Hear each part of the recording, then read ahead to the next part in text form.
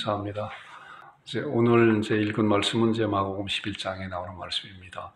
11장 12절과 14절에 나오는 말씀과 그 중간에 지난 주간에 성전 청결에 대한 그런 말씀 함께 은혜를 나눴습니다.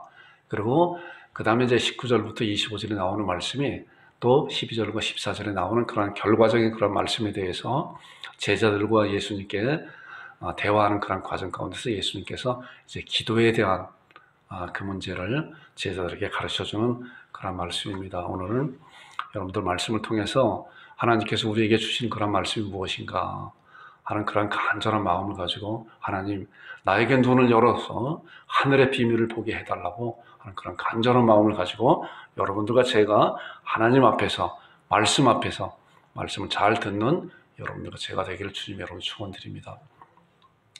자, 오늘 지금 같이 함께 말씀을 읽었는데, 이튿날 그들의 베다니에서 나왔을 때 예수께서 시장하신지라 멀리서 잎사귀 있는 한 무화과 나무를 보시고 혹 그 나무에 무엇이 있을까 하여 가셨더니 가서 보신 적 잎사귀 외에 아무것도 없더라. 이는 무화과의 때가 아님이라. 예수께서 나무에게 말씀하여 이르시되 이제부터 영원토록 사람이 내게서 열매를 따먹지 못하리라 하시니 제자들의 이를 듣더라. 그리고 성전에 들어가신 거예요. 예루살렘 성전에 들어가셔서 이제 성전 청결을 다 하시고, 그리고 나오시고, 성전 밖으로 나오시고, 또 어느 곳에서 하루를 주무시고, 성경 안에는 베다니라고 이렇게 성전 밖이라 했기 때문에 베다니가 아닐까 이렇게 생각도 하지만, 성전 밖에서 또 어느 지역에서 주무시고 다시 아침에 또 예루살렘 성전을 가는 그런 과정이 19절부터 나오는 말씀이에요. 제가 까만 거는 제가 읽고 파란 거는 여러분들이 읽겠습니다. 그리고 날이 저물매 그들이 성 밖으로 나가더라. 그들이 아침에 지나갈 때 무화과 나무가 뿌리째 마른 것을 보고 베드로가 생각이 나서 여짜오되 랍비여 보소서 저주하신 무화과 나무가 말랐나이다. 예수께서 그들에게 대답하여 이르시되 하나님을 믿으라. 내가 진실로 너에게 이르노니 누구든지 이 산더러 들려 바다에 던지라 하며 그 말하는 것이 이룰 줄 믿고 마음에 의심하지 아니하면 그렇게 되리라. 그러므로 내가 너에게 말하노니 무엇이든지 기도하고 구하는 것은 받은 줄로 믿으라. 그리하면 너에게 그대로 되리라. 함께 읽겠습니다. 서서 기도할 때 아무에게나 혐의가 있거든 용서하라. 그리하여야 하늘에 계신 너희 아버지께서도 너희 허물을 사하여 주시라 하는 그런 말씀이요. 이 말씀에 있는 그런 내용도 이렇게 좀 축약해서 하게 되면 간단하잖아요. 예수님께서 무화과 나무를 저주하시고 제자들이 그 저주한 무화과 나무를 보니까 뿌리째 말라서 주님이셔 이것이 어떻게 된 것입니까? 라고 하는 그런 가운데 예수님께서 그 기도에 대한 말씀을 그들에게 말씀하고 있는 그런 내용이에요. 자, 이 내용을 통해서 이 말씀을 통해서 우리 양곡 잠비교회 성도들에게 어떠한 은혜를 주신 것인가 잘 마음을 사모하는 마음 가운데 말씀을 함께 은혜를 나누는 시간을 갖겠습니다. 이 말씀을 알기 위해서는 먼저 배경에 대한 말씀을 알아야 되잖아요. 그런 배경이 어떤 것인가, 또 무화과 나무가 어떤 것인가, 또 예수님께서 왜 그 무화과 나무를 이렇게 저주하였는 것인가 라고 하는 말씀을 우리가 배경을 한번 잠깐 생각을 해보겠습니다. 자, 이거 잘 보이나요? 지도 보니까 초록 색깔은 베들레헴이에요. 그리고 빨간 색깔 조그만 이렇게 친 거가 베단이고 그 밑에가 베들레헴이고 위에가 예루살렘이죠. 그래서 예루살렘에서 베다니까지가 약 3km 정도가 된다고 해요. 그 다음에 베들레헴까지는 10km 정도가 돼요. 그러니까 우리가 양국에서 한 3km 정도 되면 아마 장기동 그 경찰서 있는 데까지 가지 않을까 하는 그런 생각도 되고 10km라고 하면은 김포 한 시청 있는 그 정도까지 가지 않을까 하는 그런 생각 가운데 있는데 예수님께서 예루살렘을 공생의 기간 동안에 3번 방문하셨다고 그랬잖아요. 그리고 마지막 방문하신 그런 가운데 십자가의 구속의 사역을 마무리하시기 위해서 예루살렘에 들어오셨다고 그랬잖아요. 그래서 지난 주간에 말씀을 통해서 예루살렘 성전에서 성전 청결하는 그런 모습 가운데 있었다고 그랬죠. 그러고 난 다음에 예수님께서 예루살렘에서 베다니로 갔다가 또 베다니에서 예루살렘에 다시 들어가는 그런 여정 가운데 이런 사건이 일어나고 있는 것입니다. 자, 제가 조금 정리를 이제 해봤어요. 예수님께서 예루살렘에 세 번째 들어오셨을 때 예루살렘에 들어가셨다가 예루살렘을 둘러보시고 나가셨어요. 성전 청결은 첫날에 이루어진 것이 아니에요. 말씀을 보니까. 그리고 베다니로 나가셨다. 그래서 베다니 어느 집에서 주무시고 아침에 일찍 두 번째 날 베다니에서 나오시면서 이제 예루살렘 성전으로 들어가는 그 과정 가운데서 무화과 나무를 저주한 거예요. 우리가 지금 읽은 12절부터 14절에 나오는 말씀에 대한 말씀이 바로 요 시점에 있는 거예요. 그리고 예루살렘 성전에서 이제 성전 청결을 마치고 다시 성전 밖으로 나가시고 3일째 또 어디서 주무시고 3일째 다시 예루살렘으로 성전을 가는 중에 어제 무화과 나무를 저주했었던 그 무화과 나무가 제자들이 보니까 뿌리째 말랐다. 그래서 베드로가 이것이 어떻게 된 것입니까? 라고 물어봤을 때, 여쭤봤을 때 예수님께서 제자들에게 기도에 대한 말씀을 우리가 읽은 지금 본문에 대한 그런 말씀이에요.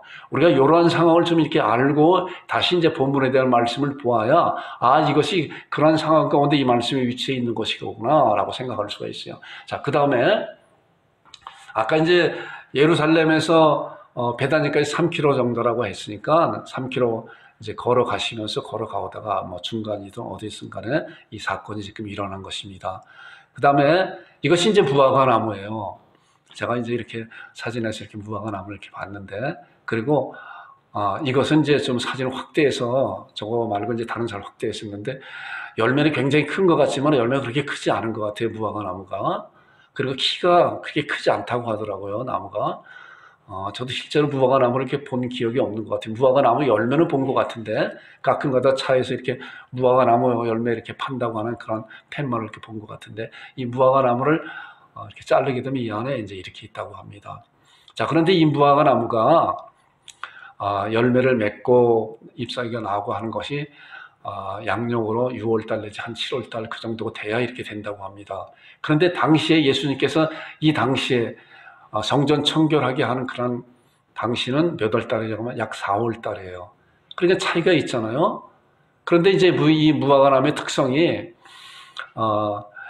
보통 나무들은 이제 나무가 무성하고 이파리가 무성하고 그다음에 꽃이 피고 그리고 열매가 맺고 하는 것이 보편적이잖아요. 그런데 특별한 것들이 또 있잖아요. 보면은 우리가 대충 이제 잘 알기로 이제 봄에 벚꽃 같은 건 어때요? 나무 이파리부터 피나요? 꽃부터 피고 꽃이 지고 난 다음에 나무의 잎사귀가 나오잖아요. 벚꽃도 그리고 또 목련나무도 이제 그러고 개나리도 보통 보면은 꽃과 이제 잎사귀가 같이 이렇게 나오고 그러잖아요. 이 무화과 나무도 마찬가지로 이제 그렇다고 합니다. 열매와 잎사귀가 같이 날 수 있는 그런 품종도 있지만 어떤 것은 열매가 먼저 일어나고 그러고 난 다음에 잎사귀가 나중에 난다고 합니다. 자, 그러니까 잎사귀가 무성하다는 이야기는 뭐냐고 하면은 이미 그 안에 열매가 있다는 이야기예요. 그렇죠? 그런 상황이죠. 자, 우리가 벚꽃나무가 나뭇잎이 푸르다고 하면은 뭐예요? 이미 꽃이 피고 졌구나라고 이렇게 생각하는 거와 마찬가지로 이 무화과 나무도 마찬가지로 잎이 무성하다고 하면은 이미 열매가 그 안에 있다라고 하는 이야기예요. 그리고 이제 당시에는 이제 법으로, 율법으로 그런 말씀을 하고 있어요. 자, 신명기에 있는 그런 말씀을 보면은, 자, 잘 보세요. 내 이웃의 포도원에 들어갈 때에는 마음대로 그 포도를 배불리 먹어도 된다. 그래. 자, 배가 고파서 나간 애들한테는 먹어도 돼. 그런데 그것을 그릇에 담지 말라는 것은 그것을 따갖고 가지는 말라는 거예요. 따갖고 가는 것은 도적질이지만은 들어가서 자기의 배고픔을 채우기 위해서 먹는 것은 그런 도적질이 아니라 그건 허락이 됐다는 거예요. 이것이 율법이에요. 자, 그렇기 때문에 이따가 이제 본문에 나오는 말씀을 보면서 그 무화과 나무를 먹는 것도 마찬가지로 이런 법 안에서 주님도 그 말씀 안에서 있었다는 거예요. 저 다른 말씀, 그 밑에 있는 말씀 보니까 내 이웃의 곡식밭에 들어갈 때에는 내가 손으로 그 이삭을 따도 되는지라. 그러나 내 이웃의 곡식에 낫을 대진 말아라 이거예요. 자, 예수님의 제자들도 이제 배고 시장함을 느껴서 밀밭 사이로 가서 밀밭을 이제 손으로 비벼 먹고 하는 그런 말씀이 나오잖아요. 자, 그런 것은 우리의 그런 문화적인 그런 것을 봤을 때 뭐예요? 남이 밭에 가서 막 함부로 먹을 수 있나요? 그러나 하나님께서 이스라엘 백성에게 주어진 그런 율법을 보게 되면은 배고픈 나그네들은 얼마든지 그 배를 채우기 위해서는 먹을 수가 있다. 합법적으로. 그러나 그것을 베거나 따서 자기 욕심대로 팔거나 가져가는 것은 안 되는 것이다. 라고 이렇게 말씀에 명시하고 있는 것입니다. 자, 이러한 말씀 이제 염두에 두고 이제 본문의 말씀을 한번 보겠습니다. 자, 아까 말씀을 읽을 때와 이제 많이 이렇게 다르겠죠. 이튿날 그들이 베다니에 나왔을 때 예수께서 시장하신지라. 자, 예수께서 시장하신 거 어디서 먹겠어요? 보니까, 저기에, 지금 때가 아닌데도 무화과 나무가 열매가, 잎사귀가 많이 열려있네? 자, 잎사귀가 많이 열렸다는 것은 뭐라 그랬어요? 이미 그 안에 열매가 있다는 얘기잖아요. 그래서 한 무화과 나무를 보시고, 이 특별한 나무다. 라고 이제 생각하시고, 그 나무에 무엇이 있을까, 열매가 있을까 가셨더니, 가서 보신즉, 잎사귀 외에는 아무것도 없었다. 잎사귀 외에는 아무것도 없었다. 이는 무화과 때가 아님이라. 이제 이 말씀을 제가 지금 쭉 설명한 대로 그러한 것을 생각을 하고 이 말씀을 읽어보니까 이해가 되잖아요. 무화과 때가 아닌데 4월 달에, 무화과 때는 6월 달, 7월 달 가야 잎사귀가 열매가 있는 것인데 이미 한 4월 달쯤 돼서 잎사귀가 풍성하니까 그 안에 풍성하다고 하는 것은 이미 열매가 맺히고 잎사귀가 풍성해지는 나무의 특성상 있기 때문에 예수님께서 가서 무엇을 먹을까 가봤더니 아무것도 없다는 거예요. 예수께서 나무에게 말씀하여 이르시되 이제부터 영원토록 사람이 네게서 열매를 따먹지 못하리라 라고 저주하셨어요. 여기에서는 저주라고 하는 말씀이 안 나오지만 이제 19절부터 나오는 그런 말씀을 보니까 예수님께서 베드로가 저주라고 하는 그런 단어를 써요. 제자들이 이를 듣더라. 제자들이 들으면서 우리 주님이 저 나무를 저주하셨구나 라고 하는 거예요. 자, 이것을 뭐예요? 좀 이렇게 속된 표현으로 허풍이잖아. 허풍. 외시. 그렇죠? 자, 이 말씀이 잘 말씀하고 있는 거가 우리 마가복음을 이제 함께 읽기 때문에 마가복음에 있는 말씀만 두 말씀을 보겠습니다. 자, 예수님께서 그 나무를 저주하셨잖아요. 저주하잖아요. 자, 이 말씀 보니까 이르시되 이사야가 너희 외식하는 자에게 잘 예언하였도다 기록되었을 때 이 백성이 입술로 나를 공경하되 마음은 내게서 멀도다. 자, 이것은 장로들의 전통을 지키는 하나님의 법보다 그 전통이 위에 있는 그러한 자들에게 예수님께서 강하게 책망하는 거예요. 이사야가 너에게 외식하는 자에게 잘하였도다. 너희가 이 백성을 입술로 나를 공경하되, 자, 겉으로는 잎사귀가 풍성한데 그 안에 아무것도 없구나 라고 강하게 그들에게 책망하고 있는 모습이에요. 자, 마태복음에 있는 말씀을 보니까 와 있을 적 외식하는 서기관들과 바리새인들이여 회칠한 부동 같으니 겉으로는 아름답게 보이나 겉으로는 잎사귀가 풍성해 보이나 그 안에 알맹이가 아무것도 없는 거다. 그 안에는 죽은 사람의 뼈와 모든 더러운 것이 가득하도다 그랬어요. 자, 이 말씀은 다음으로 나오는 말씀이 성전 청결에 대한 말씀인데 성전은 얼마나 화려하고 얼마나 많은 사람들과 종교 지도자들이 많이 있었어요. 지난주간 함께 의견을 나눴지만 그러나 예수님께서 그들을 보고 뭐예요? 너희가 내 집, 내 아버지 집을 강도의 소굴로 만들었다. 강도의 소굴로 만들었다. 이런 말씀이잖아요. 이것이 외식이에요. 과연 우리는 이런 말씀을 통해서 우리는 겉이 화려하지 않는 것인가? 그리고 우리가 내 속에는 어떠한 것이 있는 것인가? 라고 하는 것을 잘 생각하는 여러분과 제 되기를 주님의 이름으로 축원드립니다. 자, 그리고 이제 그 다음에 19절부터 이제 25절에 나오는 말씀이 성전 청결을 하시고 이제 3일째 성 밖으로 나가셨다가 다시 성전으로 들어가는 그런 과정 가운데서 그 길을 가셨죠. 그래서 그 말씀이 이제 이 말씀이에요. 그리고 날이 저물매 그들이 성 밖으로 나가더라. 성 밖으로 나갔다는 이야기는 성전 청결을 하고 성 밖으로 이제 나가셨다 예수님께서.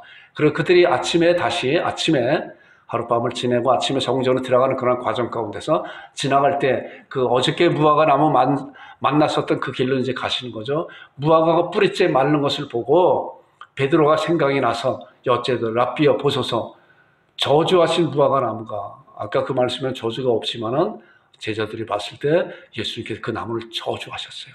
말씀으로 저주하셨어요. 너희 이제부터는 사람들이 너에게서 열매를 먹지 못할 것이다 라고 하는 그런 저주를 퍼부으셨죠. 저지하신 무화과 나무가 말랐습니다. 말랐습니다. 말랐습니다. 자, 예수님께서 말씀으로만도 얼마든지 죽은 나사로도 살리고 얼마든지 귀신도 쫓아내고 말씀. 예수님께서는 하나님이시기 때문에 그 말씀으로 온 우주를 창조하시고 운행하시고 다스리시고 이끄신 그런 분이시잖아요. 그분이 이 세상의 독생자로서 메시아로서 그리스도로 이 세상에 육신을 입고 오신 분이시란 말이에요. 그렇기 때문에 예수님의 입에서 나오는 그 말씀은 하나님의 말씀이고 능력의 말씀입니다.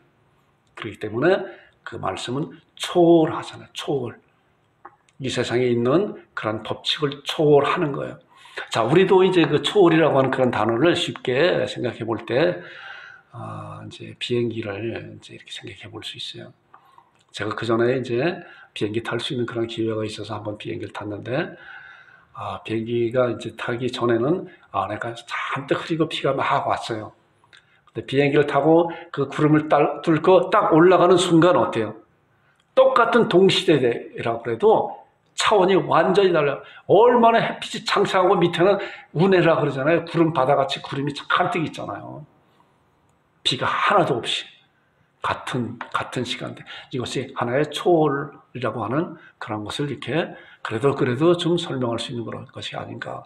예수님은 하나님이시기 때문에 이 세상의 법칙을 초월하시는 그런 분이시라는 거예요. 그렇기 때문에 예수님의 말씀은 무화과 나무를 저주하면 그가 무화과 나무가 뿌리째 말른 것을 보게 되잖아요. 자, 다른 말씀 이제 마가복음에서 나오는 말씀 보니까 예수님께서는 어떠셨어요? 자, 고라사 지방에 군대에 귀신 들린 그런 자를 이제 고치시는 그런 것이 이제 고라사 지방의 4장과 5장에 나오는 말씀이잖아요.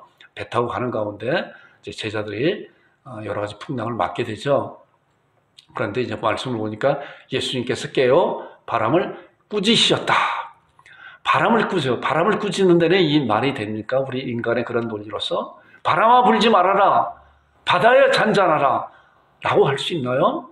그러나 예수님께서는 두렵고 떨리는 이제 그 제자들에게 배가 이제 곧바로 다 이제 침몰하게 돼서 우리 꼼짝이 죽게 되었습니다라고 하는 그 제자들에게 바람을 꾸시고 잠잠하게 바다에 잠잠하게 했더니 바다가 그치고 바람이 잔잔해졌더라라고 하는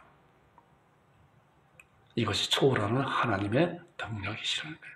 우리 주님의 능력이에요. 자, 마가복음 6장 48절에 벳세다 광야에서 이제 오병이의 기적을 일으키시고 또 이제 그 벳세다로 가는 그런 배를 타는 가운데 있어요. 바람에 거슬려 제자들이 힘겹게 누워 짖는 것을 보시고 밤 4경쯤에 예수님께서 어디요? 바다 위로 걸어오셨다. 바다 위로 걸어오셨다. 베드로도 바다 위로 걸어갔었잖아요. 이것이 초월하는 이 세상에 있는 그런 법칙에 대한 초월하는 그것이 바로 하나님이시고 우리 주님이시라는 거예요. 그렇기 때문에 예수님께서 입에서 나오는 그런 말씀이 그 무화과 나무를 저주했을 때 무화과 나무가 뿌리째 말랐다고 하는 그런 사실이 정말 그건 아무것도 아니죠. 온 우주를 만드시고 창조하시고 운행하시는 그 하나님께서 이런 것은 얼마든지 능히 넉넉하게 하실 수 있다는 분이세요. 자, 그 다음에 이제 나오는 말씀이 이제 이거예요. 그래서 무화과 나무가 말랐습니다라고 베드로가 이제 예수님께 여쭤봤을 때 예수님께서 그들에게 대답하여 이르시되 하나님을 믿으라라고 다짜고짜 이제 그 베드로와 그 제자들에게 말씀하는 거예요. 예수께서 그들에게 대답하여 이르시되 하나님을 믿으라, 하나님을 믿으라. 여러분 하나님을 믿잖아요. 하나님을 어떻게 믿으세요? 어떤 하나님을 믿으세요? 어떤 하나님을 믿으시냐고 하면 우리 사도신경에서 고백하는 그 하나님을 믿으시는 거예요. 그래서 사도신경을 여러분들 정말 날마다 고백하라고 이 목사가 여러분들에게 부탁하는 거가 그런 거예요. 나는 전능하신 하나님 아버지를 우리 아버지를 믿습니다. 나는 그 유일하신 아들을 믿습니다. 나는 성령님을 믿습니다. 라고 사도신경을 날마다 하나님 앞에 고백하면서 나의 신앙을 고백하는 여러분들과 제가 되기를 주님의 이름으로 축원드립니다.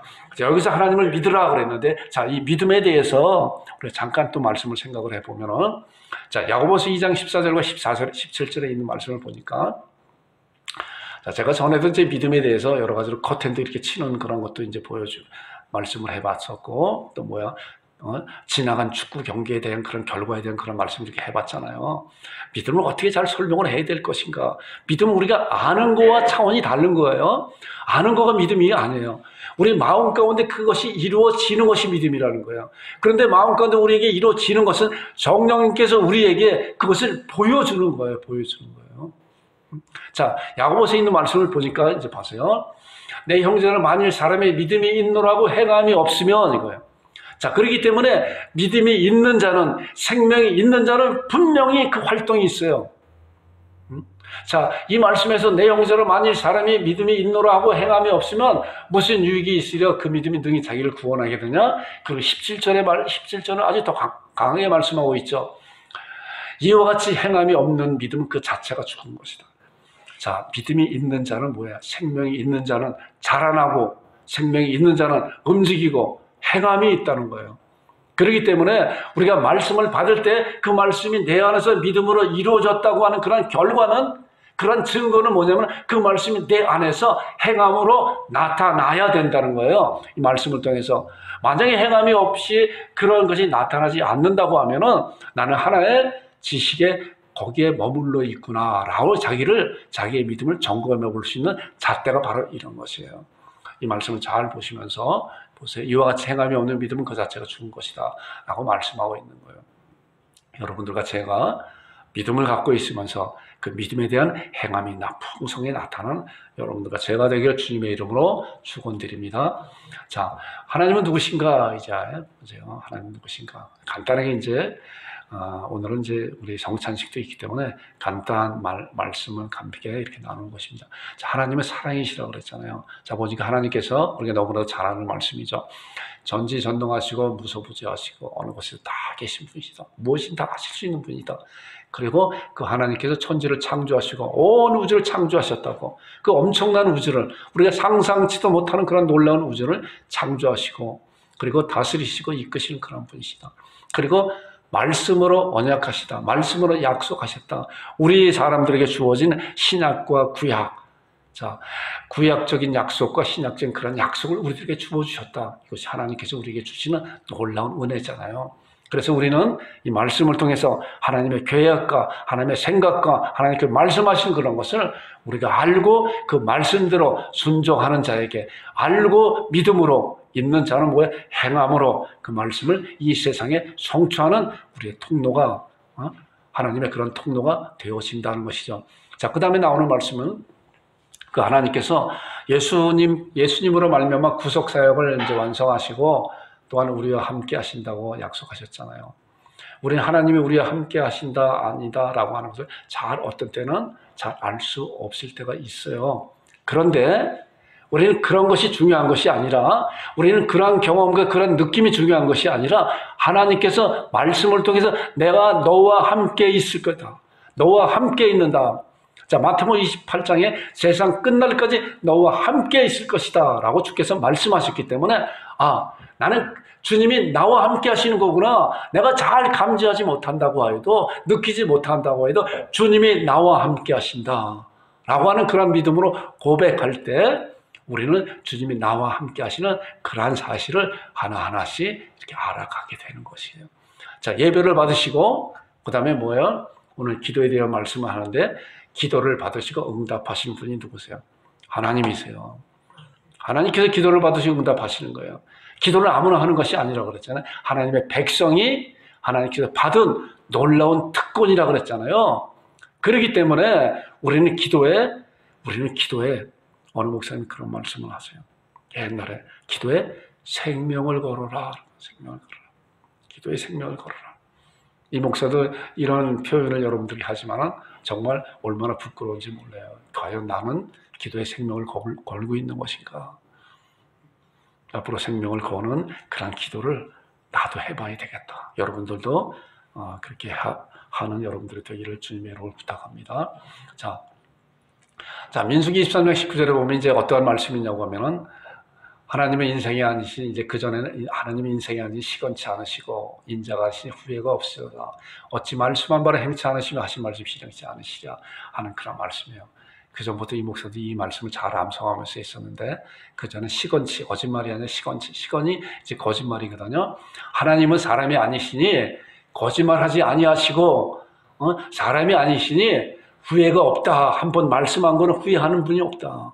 우리들은 그러잖아. 약속했다가도 좀 지나가 상황이 바뀌게 되면, 내가 왜 그때 그 약속을 했을까? 라고 후회할 때가 있잖아요. 그러나 하나님은 처음과 나중이시고, 온 우주를 만드시고, 전지전능하시고, 무소부재하신 그 분이기 때문에 절대로 말씀한 그 약속에 대해서는 후회하는 분이 없다. 그리고 반드시 행하시고 하신 말씀을 실행치 않겠느냐라고 반문하는 거예요.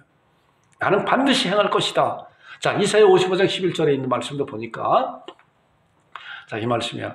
내 입에서 나가는 말도 이와 같이 헛되이, 이제 이 말씀 전에는 하늘에서 내려오는 비가 그를 되돌아가지 아니고 땅을 적셔 싹쓸이 내며 소출을 내며 이제 먹는 자에게 양식을 준 같이, 또 파종을 한 자에게 종자를 준 같이, 그리고 나오는 말씀, 내 입에서 나오는 말이 이와 같이, 이제 이렇게 나오는 말씀이야. 이사야 55장 이제 6절부터 11절까지 나오는 그런 말씀, 굉장히 중요한 말씀인데, 이 11절에 있는 말씀을 보니까, 자, 하나님의 입에서 나가는 말도 이와 같이, 하늘에서 비가 내리면 바로 올라가나요? 그렇지 않잖아요. 땅을 적시고 싹쓸이 내고 소출을 내고 파종을 한 자에게 종자를 준 같이, 먹는 자에게 양식을 준 같이, 이와 같이 내 입에서 나가는 말도 이와 같이 헛되이 내게로 돌아오지 아니하고, 뭐야? 나의 기뻐하는 뜻을 이루며 내가 보낸 일에 형통함이 있으리라. 내가 하나면 하나님께서 다른 사람들을 통해서 그 일을 이루신다는 거예요, 분명히. 우리는 이런 사실을 잘 알아야 돼요. 그렇기 때문에 우리에게 하나님께서 주시는 그런 은혜가 있고 우리에게 담당해야 될 그런 것이 있어요. 다 각자 지체가 다르기 때문에 목사가 해야 되는 그런 일이 있고 또 여러분도 해야 되는 그런 담당하는 일이 있어요. 그런데 그런 일에 대해서 하나님께서 은혜를 주시고 하기를 원하고 우리에게 그런 것을 부담을 주시는데도 불구하고 우리가 그것을 저버린다고 하면은 하나님께서 그걸 안 하는 것이 아니라 다른 사람을 통해서 하신다는 거예요. 우리가 이런 사실을 잘 알고 말씀을 통해서 보니까 분명히 하나님께서 내 입에서 나가는 말도 이와 같이 헛되이 내게로 돌아오지 않는다. 반드시 나의 기뻐하는 뜻을 이루며 누구를 통해서든지 그리고 내가 보낸 일에 형통함이 있을 것이다 라고 제가 하겠습니다. 하나님. 그리고 하나님께서 은혜 주시고 능력 주세요. 제가 그것을 감당하겠습니다 라고 할 때 하나님께서 그 믿음의 적정한 분량대로 하나님께 그를 사용하시는 거예요. 자, 그리고 이제 그 다음에 나오는 말씀 보겠습니다. 자, 그리고 나오는 말씀이 이제 내가 진실을 너에게 이루노니 누구든지 산들어 들려 바다에 던져져라 하며 그 말하는 것이 이를 줄 믿고 그 마음에 의심하지 않으면 그렇게 되리라. 자, 굉장히 이제 놀라운 말씀이잖아요. 자, 누구든지 너만이라 아니라 너만이 아니라 너에게 내가 능력 주시게 너만이 아니라 누구든지 하나님의 자녀들에게 말씀하고 있는 거예요. 누구든지 이 산들로 들려 바다에 던져져라. 산을 향해 바다에 던져져라 하며 그 말하는 것이 이를 줄 믿고 마음에 의심하지 않으면 그렇게 되리라. 그리고 이제 나오는 말씀이 이제 이 말씀이에요. 그러므로 내가 너에게 이루노니, 그 말씀을 비유적으로 말씀하면서 그러므로 내가 너에게 이루노니 무엇이든지 기도하고 구하는 것을 받은 줄로 믿으라. 너에게 그렇게 되리라. 자, 아까 보니까 우리 오늘 설교 제목이 뭐예요? 하나님을 믿으라 그러잖아요. 하나님을 믿는 자는 하나님 앞에 기도하고 하나님께서 기도하라고 약속해 주셨기 때문에 그 기도할 때 하나님께서 들어 응답해 주신다고 하는 놀라운 약속이 있잖아요. 이 말씀을 보니까 그렇기 때문에 누구든지 산들어 들려 바다에 던지라고 그 말하는 것이 이룰 줄 믿고 그 마음에 의심하지 않으면 그렇게 되리라 하면서 나오는 말씀이 그러므로 내가 너희에게 말한다. 자, 너희에게 말한다. 이 산도 바다에 던질 수 있는 그러한 것인데 믿음으로 그것을 선포하고 명령했을 때 근데 너희들에게 말한다. 무엇이든지 자, 우리가 무엇인지에 대해서 그 전에 우리의 기도에 대한 말씀을 생각해도 봤잖아요. 너희가 내 안에 가고 내가 너희 안에 거하면 무엇인지 주님 안에 무엇이든지예요. 자, 아무거나 무엇인지 아니라 주님 안에 있는 무엇인지 말씀 안에 있는 무엇인지예요. 무엇인지 기도하고 구하는 것은 받은 줄을 믿으라. 자, 보니까 받지 못했어도 먼저 기도하고 그것이 받을 수 있도록 하나님 앞에 감사와 영광 돌리는 거잖아요. 기도하지 않으면 첫 번째부터 안 되는 거예요. 기도해야 되는 거예요. 기도했는데 우리 삶 가운데 아무것도 이루어지지 않았어요. 그럼에도 불구하고 하나님께서 내가 기도했기 때문에 우리 하나님, 아까 하나님 봤잖아요. 어떤 하나님이세요? 온 우주를 만드시고 다스시고 운행하시고 우리에게 귀를 기울이시고 하시는 그 하나님께서 우리에게 응답하시고 적절한 때, 가장 좋은 때 우리에게 그것을 이 세상에 이루어질 수 있도록 응답해 주신다고 하는 그런 말씀에 이제 말씀 보겠습니다. 자, 요한복음 14장 13절에 보니까, 앞에 있는 말씀 보니까 너희가 내 이름으로 무엇이든지 구하든지 내가 시행하리라. 주님께서 이제 말씀하는 거예요. 내 이름으로 구하라 라고 우리에게 예수님의 이름을 부여해 주셨어요. 그러니까 우리들이 기도하고 맨 마지막에 어떻게 하죠? 예수님의 이름으로 기도합니다 라고 하잖아요. 그래, 지금까지는 너희가 내 이름으로 아무것도 구하지 아니하였으나 구하라 그러면 받으리 너희 기쁨을 충만케 하리라 말씀하고 있어요. 구하라 그러면 주실 것이요, 찾으라 그러면 찾을 것이요, 문을 두드리라 그러면 열린다 하셨습니다. 아무리 악한 자로 자식이 떡을 달으면 돌을 줄 사람이 누가 있으며 생선을 달으면 뱀을 줄 사람이 누가 있느냐. 하물며 우리 하나님께서 구하는 자에게 좋은 것을 주지 않겠느냐라고 말씀으로 약속하고 있는 것이야. 말씀으로 언약했다 그랬잖아요. 언약한 그런 말씀에 대해서 분명히 하나님이 인생이 아닌 시건치 않으시고 인정하시 후회가 없으시다. 어찌 말씀한 바를 행치 않으시면 하신 말씀 실행치 않으시랴 라고는 놀라운 약속된 말씀을 분명히 우리들에게 주어졌기 때문에 우리는 그런 약속된 말씀을 붙잡고 하나님 앞에 기도할 때, 예수님으로 기도할 때 우리의 기도가 이루어진 것으로 믿는 거예요. 그렇기 때문에 히브리서 11장 1절에 나오는 말씀이 믿음은 뭐예요? 바라는 것들의 실상이요 보지 못하는 것들의 증거를 하는 거예요. 바라는 것들을 실제로 지금 이루어진 것을 믿고 우리가 하나님 앞에 감사하는 거예요. 그렇기 때문에 아브라함이 믿음의 조상이라고 그러잖아요. 아브라함은 100세가 되어 자기 몸의 죽음과 살아의 태의 죽음을 알고도, 자, 자기 몸의 죽음과 살아의 죽음을 알고도 믿음에 약해지지 않았다. 왜? 믿음이 없어 하나님의 영광을 의심치 않고 믿음에 견고해져서 오히려 더 견고해져서 하나님 앞에 영광 돌리며 약속하신 것을 능히 이룰 줄을 확신하였다. 이것이 믿음의 사람이 갖는 거예요. 그렇기 때문에 믿음은 뭐예요? 아는 것에 지나지 않는 것이 아니라 믿음은 행함이라고 그랬잖아요. 우리가 하나님 앞에 기도하면은, 정말 하나님 앞에 기도하면 우리의 눈에 보이는, 기도하고 눈이 떴을 때도 아무것도 이루어지지 아니하였다 해도 우리는 믿음의 눈으로서 하나님 감사합니다라고, 이게 아브라함의 믿음이고 우리의 믿음의 기도의 믿음의 사람들이 가져야 될 그런 믿음의 신앙이에요. 감사합니다. 할 수 있을까? 라고 생각해요. 이 목사도 그런 경험을 많이 이렇게 해와요. 그래서 하나님께서는 이런 말씀을 통해서 내 이름으로 구하라, 구하라. 자, 또 말씀을 보겠습니다. 골로새 3장 17절에 보니까 또 무엇을 하든지 말이나 일이나 다 주 예수님의 이름으로 하라.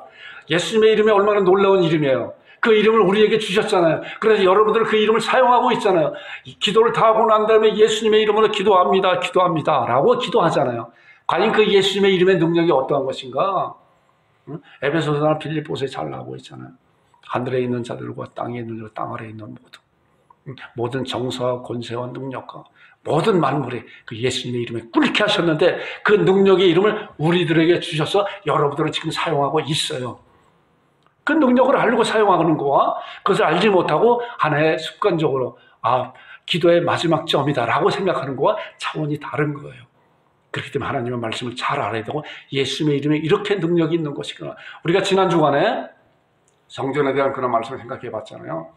자, 성전이 이제 예루살렘 성전이 무너지고 그 성전이 누구예요? 성전의 실체가 누가? 예수님이라고 그랬잖아요. 그래서 예수님의 성전이 되었고 제사장이 되었고 제물이 되었어요. 그리고 이제 예수님께서 십자가상의 죽음과 부활과 승천을 통해서 가시고 그리고 그 다음에 성전이 누구예요? 우리가 성전이라고 그랬잖아요. 그래서 너희가 하나님의 성전이었고 하나님의 성령이 너희 안에 거하시는 거 알지 못하느냐라고 고린도서 3장 16절에 말씀하고 있는데 우리가 하나님의 성전이고 우리가 제물이다. 그러므로 형제들아 하나님의 모든 자비하시면 너희를 고난이 너희 몸을 하나님이 기뻐하시는 거룩한 산 제물로 드려라 드려라. 그리고 우리가 거룩한 왕 같은 제사장이라고 그랬잖아요. 그런데 이것은 아직도 이제 함께 지어져가는 교회로서의 성전으로 지어져가고 그리고 마지막 벽돌이 쌓여질 때 예루살렘 성전이 완성이 되고 어린 양의 신부가 완성될 때 이제 주님께서 오셔서 어린 양의 혼인잔치를 베풀어서 완전한 성전이 이 땅에 새 땅에 영원히 산다고 하는 그런 말씀 지난 주간에 우리 함께 은혜를 나눴습니다. 바로 우리는 그런 과정 가운데서 거의 끝말 과정 가운데 있는 거예요. 자, 이 말씀에서 보니까 예수님의 이름으로 이제 하나님 앞에 기도하는 놀라운 특권을 우리에게 부여해 주셨어요. 자, 그리고 이제 이 말씀은 우리가 잘 알지 않은 말씀이에요. 이 목사도 이 말씀을 많이 인용하는데, 자, 보니까 믿는 자들에게, 자, 여러분들 믿는 자잖아요. 믿는 자들이 이런 표적을 따르 곧 그들이 내 이름으로. 자, 예수님께서 무화과나무를 저주하였어요. 그랬더니 무화과나무가 뿌리째 말라고 그랬어요. 그와 같이 이제 그 예수님께서 제자들에게 그런 능력을 부여해 주신 거예요. 자, 믿는 자들이 이런 표적을 따르 곧 그들이 내 이름으로 귀신을 쫓아내며 새 방언을 말하며 뱀을 집이며 무슨 독을 마실 자로 해를 당치며 병든 자에게 손 얹으며 나음이 있으리라. 이것이 우리들에게 놀랍게 이렇게 주어진 놀라운 약속이에요. 우리 이러한 약속을 붙잡고 우리 행하는, 믿음을 행하는 그런 여러분들이 되기를 주님의 이름으로 축원드립니다. 자, 그 다음에 또 나오는 말씀 보겠습니다.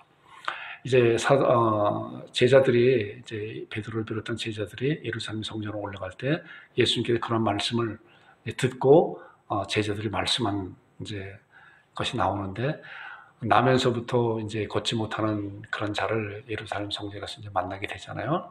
그래서 예수님께서 그가 이제 구걸하는 모습을 보며 베드로가 이르되 은과 금 내게 없거니와 내게 있는 것을 내게 주느니. 베드로가 뭐가 있을까요? 베드로가 뭐가 있을까요? 자, 예수님께서 베드로에게 주셨잖아요.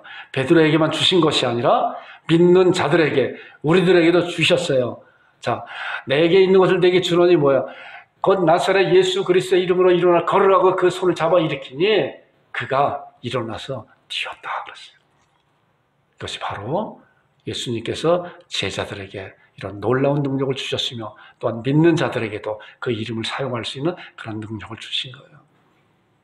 이런 것을 잘 우리가 기억하면서 또 신앙하면서 우리들을 통해서 예수님의 그런 능력이 나타날 수 있도록 간절히 하나님 앞에 사모하는 여러분들과 제가 되기를 주님의 이름으로 축원드립니다. 자, 그리고 이제 마지막 말씀입니다. 서서 기도할 때 아무에게나 허물가 있거든 용서하라. 그리하면 하늘에 계신 너희 아버지께서 너희의 허물을 사하여 주시라. 이게 마지막 기도예요. 자, 이 말씀 보니까 마태복음에 있는 말씀 보니까, 자, 서서 기도할 때 이제 혐의가 있거든 용서하라. 그런 말씀인데, 그러므로 예물을 제단에 드려다가 거기서 내 형제에게 원망 들을 말이 있거든 것이 생각나거든. 예물을 제단 앞에 두고 먼저 가서 형제와 화목하고 구해와서 예물을 드려라. 이것이 말씀을 통해 우리들에게 가르쳐주는 그러한 약속이에요. 그래서 우리가 기도할 때 우리의 부담이 되는 그런 것이 있으면 먼저 그런 문제를 먼저 잘 해결하고, 때로는 상대에게 가서 오히려 화해를 청하는 것이 해가 될 수 있는 그런 상황도 있어요. 그럴 때는 상대를 만나지 않아도 되는 거죠. 우리가 하나님 앞에 자백을 하고, 그리고 하나님 앞에 이제 드려지는 그런 예배 제단에 드리다가 내 형제에게 원망 들을 말이 있거든 가서 먼저 형제 화목하라라고 그런 말씀이에요. 자, 야고보서 이제 1장 6절과 8절에 나오는 말씀은 아까 이제 기도에 대해서 응답받지 못하는 그런 기도가 있잖아요. 야고보서 4장에 나오는 말씀은 너희가 구하지 아니하면 얻지 못하면 구하지 아니함이고 구하여도 얻지 못하면 정욕으로 쓰리고 잘못 구함이다라고 말씀하고 있고, 야고보서 1장 6절과 8절에 나오는 말씀은 오직 믿음으로 구하고 조금도 의심하지 말라. 의심하는 자는, 기도하면서 의심하는 자는, 자, 믿음으로 구하고 있다고 하면서도 의심하는 자는 뭐예요? 마치 바람에 밀려 요동하는 바다 물결 같으니 이러한 사람은 주께 무엇이든 주께 얻기를 생각지 말라. 두 마음을 품어 모든 일에 정함이 없는 자로다. 그렇기 때문에 하나님 앞에 구하는 자는 하나님의 절대적인 그 하나님을 믿고 하나님 앞에 하나님의 약속된 그런 약속을 붙잡고, 하나님 제가 이렇습니다. 제가 또 이런 것이 필요합니다. 라고 하나님 앞에 기도할 때, 내가 기도했기 때문에 이제 그 기도를 이 땅에 성취하도록 하나님 역사하여 주옵소서. 하나님 앞에 감사드립니다. 라고 하는 그런 믿음의 여러분들이 되기를 주님의 이름으로 축원드립니다. 그래서 이제 예수님께서 그들에게 대답하여 이르시되, 자, 제자들에게 뭐라 그랬어요? 하나님을 믿으라. 하나님을 믿는다고 하는 그런 믿음이 지금 쭉 말씀드린 대로 그 하나님께서 우리의 기도를 들어주시고 우리의 예배를 받아주시고 우리 하나님 앞에 드려지는 모든 것을 받고 기뻐하시는 하나님이시고 또한 그에 대한 은혜를 우리들에게 베풀어 주신 그런 하나님이다. 이런 하나님을 잘 믿는 여러분들이 되기를 주님 여러분 축원드립니다. 그와 같이 이제 24절에 그러므로 내가 너에게 말하노니 무엇인지 기도하고 구하는 것은 받은 줄로 믿으라. 여러분들 앞으로 그렇게 하시기 바랍니다. 여러분들이 기도하고 구한 것은 당장 기도 끝나고 눈 떠져서도 아무것도 이루어진 것 같지 않아도 받은 줄로 믿으라. 그러면은 그렇게 된다고 약속해 주신 거예요. 그렇기 때문에 우리는 이러한 약속을 붙잡고 기도하는 거예요. 말씀을 붙잡고 기도한다는 거가 하나님 제가 이 말씀을 붙잡고 기도합니다. 말씀을 붙잡고 기도합니다. 제가 기도했는데 눈을 뜨고 보니까 아무것도 이루어지지 않았어요. 그럼에도 불구하고 아브라함과 같이 하나님 앞에 영광 돌리고 이루어질 거 확신하고 믿었다고는 그런 믿음의 사람이 되길 원합니다. 아브라함 같은 그런 믿음의 사람이 되고 아브라함 같은 기도의 사람이 되겠습니다. 라고 계속적으로 하나님 앞에 기도하면서 감사를 드리고 하면은 우리도 모르는 가운데 정말 아브라함 같은 그런 믿음의 사람이 되어 있어요. 자, 이 말씀을 붙잡고 마가복음 11장 24절에 22절에 하나님을 믿으라. 그리고 그러므로 이 24절은 같이 우리 한번 읽어보겠습니다. 시작. 그러므로 내가 너에게 말하노니 무엇이든지 기도하고 구하는 것은 받은 줄로 믿으라. 아멘. 그리하면 너에게 그대로 되리라. 아멘. 바로 그렇게 되리라고 하나님께서 하늘의 음성으로 우리들에게 여러분들과 저에게 말씀하고 있습니다. 이 말씀을 아멘으로 받는 여러분과 제가 되기를 주님의 이름으로 축원드립니다. 성찬하겠습니다.